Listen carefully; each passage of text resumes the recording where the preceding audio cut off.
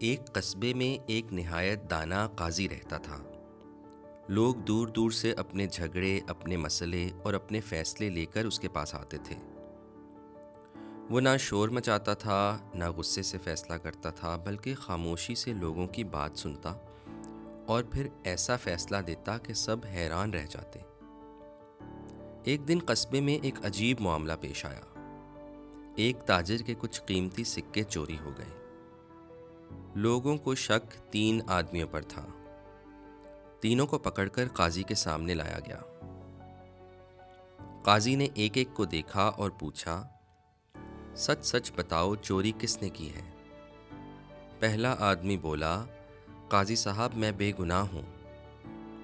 دوسرا بولا، میں نے کچھ نہیں کیا۔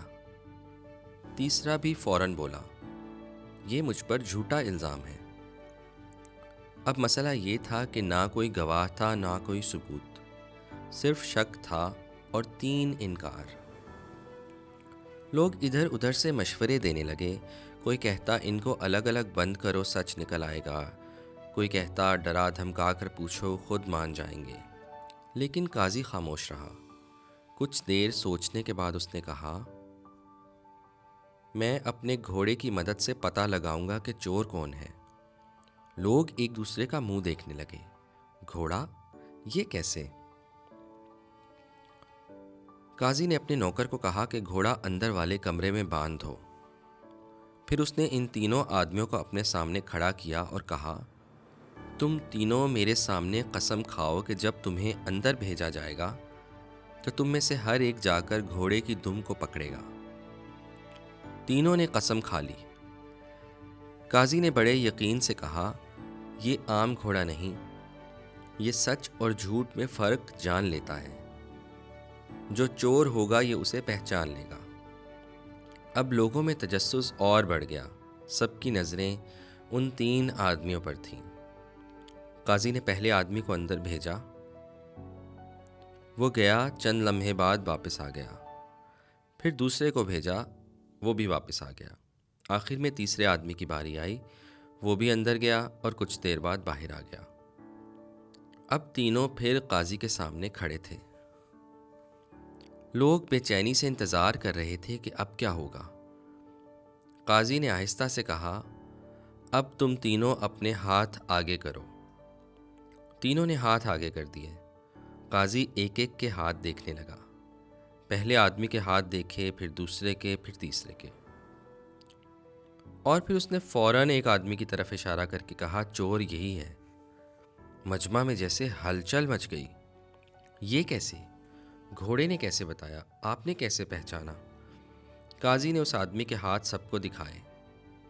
اس کے ہاتھ بالکل صاف تھے۔ باقی دونوں کے ہاتھوں پر ہلکا سا کالا نشان تھا۔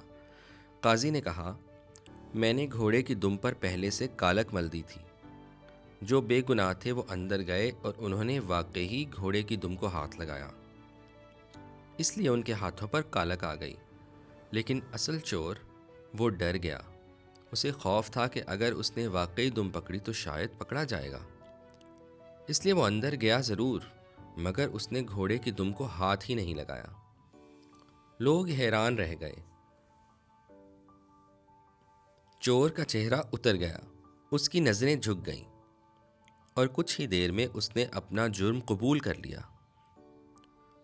لیکن اگر آپ غور کریں تو اس کہانی میں اصل سبق یہ نہیں کہ چور پکڑا گیا۔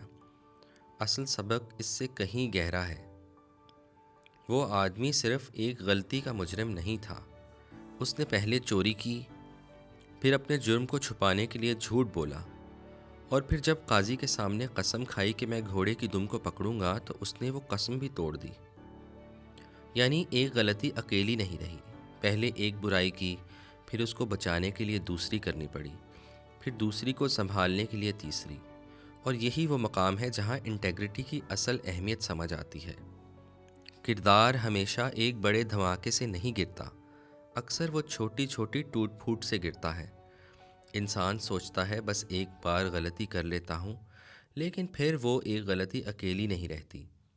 اسے چھپانے کے لیے جھوٹ بولنا پڑتا ہے، جھوٹ بچانے کے لیے وعدہ توڑنا پڑتا ہے، وعدہ توڑنے کے بعد ضمیر سے نظریں چرانا پڑتی ہیں، اور آہستہ آہستہ انسان کو خود بھی سمجھ نہیں آتی کہ وہ کہاں سے کہاں پہنچ گیا۔ اس لیے دیانت، سچائی اور انٹیگریٹی صرف اچھی باتیں نہیں ہیں، یہ انسان کو اندر سے بچاتی ہیں، کیونکہ جب آپ سچ پر کھڑے ہوتے ہیں تو آپ کو کسی اور سہارے کی ضرورت نہیں پڑتی، آپ کو جھوٹ یاد نہیں رکھنے پڑتے، آپ کو اپنے الفاظ نہیں بدلنے پڑتے، آپ کو ایک گناہ بچانے کے لیے دوسرا گناہ نہیں کرنا پڑتا۔